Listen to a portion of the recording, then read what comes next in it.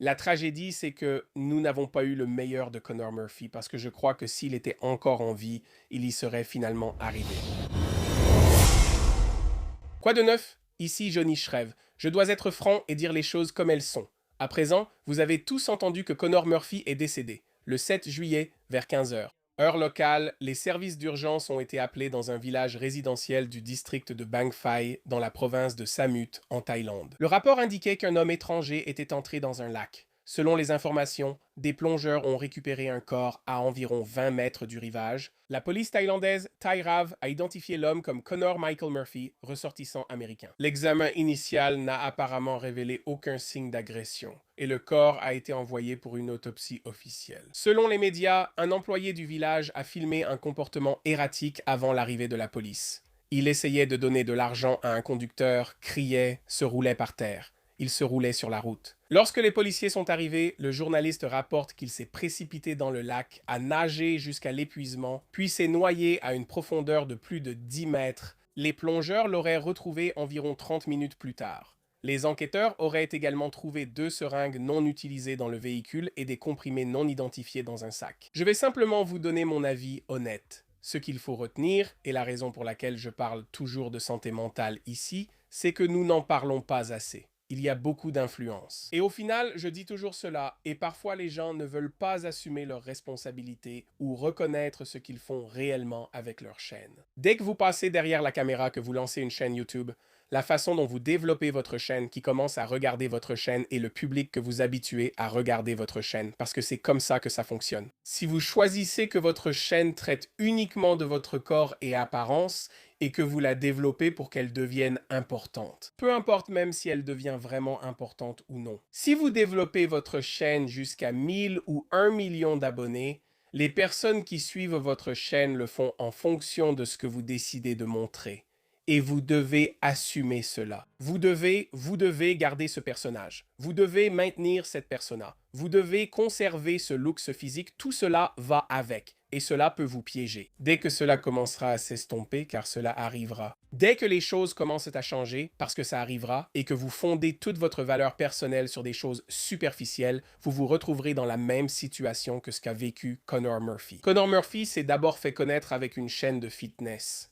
Évidemment, c'était axé sur le physique. C'était à l'époque de Zed. Ce sont comme des pionniers. Et je dis pionniers parce qu'ils ont été les premiers influenceurs à ne pas se concentrer uniquement sur leur apparence, mais à rendre l'apparence et le style de vie attirants. Mais ce qu'ils ont manqué, ce que Connor a manqué, et je pense qu'il faisait vraiment de son mieux, c'est qu'il essayait de se trouver lui-même. Parce que, tu sais, quand tu es jeune et que tu fais ça, comme moi j'ai commencé ça, je n'étais pas jeune quand j'ai commencé, mais quand je traversais l'addiction, quand je suivais une thérapie, il y avait une partie de moi qui ne comprenait pas vraiment exactement où j'allais, ce que je faisais vraiment, quels étaient mes projets. Parfois, je repense à tout ça et je me dis, mec, c'était quoi ton plan? Même pour moi, quand le football s'est arrêté, ça a été l'une des choses les plus difficiles que j'ai traversées. Et heureusement, il y avait le bodybuilding, parce que le bodybuilding a été une transition pour moi.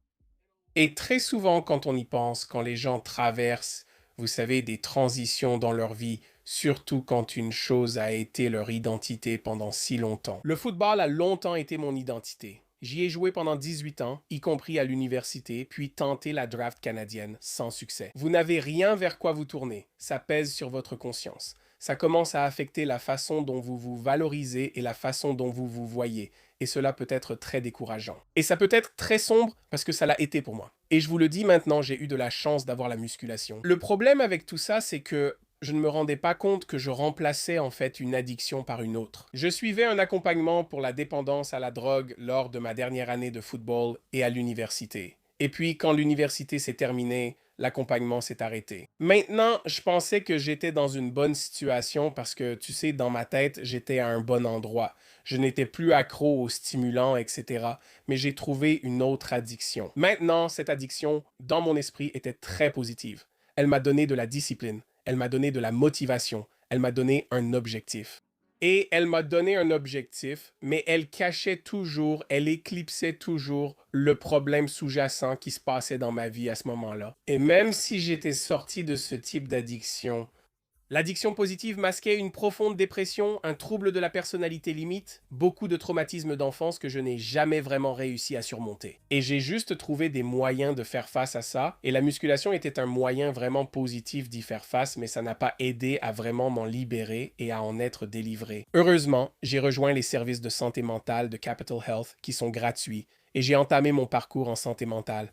Je suis vraiment heureux de l'avoir fait. Mais je me souviens d'y être retourné, de regarder en arrière et de voir que si je n'étais pas passé par là, si je n'étais pas passé par ce processus d'aller voir un vrai thérapeute, de suivre une thérapie, il n'y a aucune chance que je fasse quoi que ce soit. Il n'y a aucune chance que je sois en train de vous parler en ce moment. J'ai essayé de mettre fin à ma vie plus d'une fois. Je vous regarde dans les yeux et je vous le dis. Ça m'émeut parce qu'il y a tellement de gens qui, au final, personne ne va te changer. Personne ne va te sauver. Personne ne va te convaincre. Ça doit être toi et toi seul qui prends la décision de dire j'ai besoin d'aide ou je veux m'en sortir. Et c'est ça le problème qu'on a avec cette industrie, malheureusement. Ce n'est pas seulement tragique qu'un homme de 32 ans soit mort, mais qu'un homme de 32 ans qui avait le monde à portée de main soit mort. Et ce que je veux dire par là, c'est que je sais que j'ai de l'influence. Je sais que j'ai de l'influence. Mais quand vous regardez les chiffres, et quand vous regardez les chiffres et les données, quand vous atteignez ces millions, quand vous décédez, en tant qu'influenceur et quand cela est rapporté dans les médias traditionnels, vous avez un certain pouvoir d'influence. Si vous n'en êtes pas conscient, vous faites plus de mal que de bien. Et je crois que les personnes qui ont une telle influence ont un devoir et une obligation de faire de leur mieux pour vivre leur vie de manière à être un exemple afin que les autres puissent voir. Vous savez que je ne vais pas vous dire que je suis parfait parce que je ne le suis pas. Mais comme Connor Murphy, vu ce qu'il traverse, on ne peut pas lui en vouloir. Franchement, tant qu'on ne l'a pas vécu, on ne peut pas comprendre. C'est difficile à vivre quand on est en plein dedans, alors on voit vraiment ce qui se passe.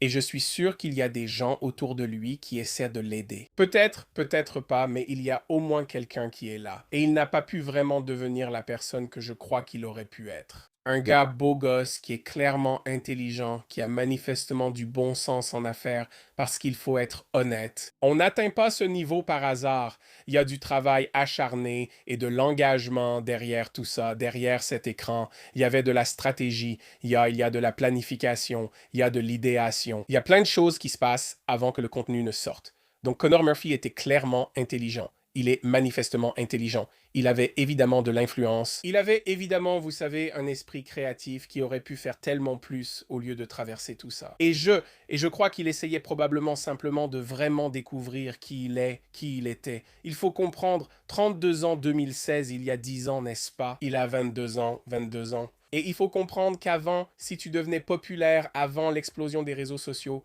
un tel niveau de popularité faisait que tout le monde savait qui était Connor Murphy. À 22 ans, je ne pouvais pas imaginer que des millions de personnes sachent qui je suis et attendent certaines choses de moi. Connor Murphy, à son âge, 22 ans, essaie de comprendre tout ça, il traverse ses changements de vie, les exigences, la pression et tout ça, et en plus, il n'a pas vraiment de moyens d'extérioriser tout ça, je dirais. La tragédie, c'est que nous n'avons pas connu le meilleur de Connor Murphy, car je pense qu'il aurait réussi un jour s'il était encore là. J'ai de la chance. Je suis béni. Je suis béni, que ce soit Dieu ou l'univers, peu importe.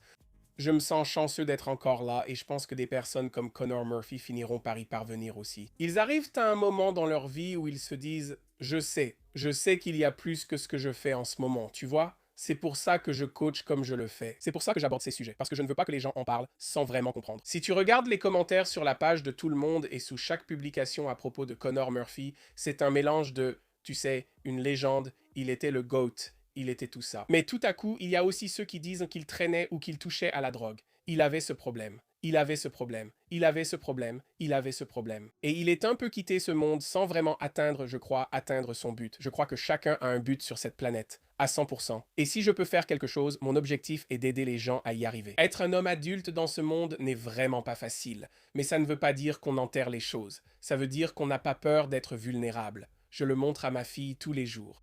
Je lui fais savoir. Elle sait que papa est dur. Papa est dur comme de l'acier. Mais papa est aussi vulnérable. Papa a des sentiments. C'est quelque chose de très important pour moi. Je veux vraiment qu'on le fasse. Qu'est-ce qu'on fait de tout ça? Qu'est-ce qu'on fait maintenant? Premièrement, prenez des nouvelles des gars qui se sont tus. Prenez des nouvelles de ceux qui se sont tus. Prenez des nouvelles de ceux qui ont juste disparu. Prenez des nouvelles de ceux qui ont complètement disparu et dont vous n'avez aucune idée de ce qui s'est passé. Qu'est-il arrivé à ce pote ou à ce gars, peu importe, prenez de leurs nouvelles, voyez comment ils vont, testez votre propre fondation. Si toute votre estime de vous-même repose sur votre corps, votre entreprise ou vos chiffres, et que vous n'avez pas de fondation, alors vous jouez un rôle. Comprenez bien cela. Si votre richesse et votre valeur sont superficielles, si tout repose sur votre entreprise, sur votre compétence ou votre métier, et que c'est ça votre identité, alors vous n'avez pas de fondation. Vous jouez simplement un rôle, mais vous ne pourrez pas continuer indéfiniment. Troisièmement, demander de l'aide n'est pas une faiblesse, c'est une force. Je peux vous le dire tout de suite, et je le répète toujours, c'est pareil quand il s'agit de coaching et de vente. Vous ne pouvez pas convaincre quelqu'un de se faire coacher. Vous ne pouvez pas convaincre quelqu'un d'aller à la salle de sport. Vous ne pouvez pas convaincre quelqu'un de, vous savez, changer sa vie.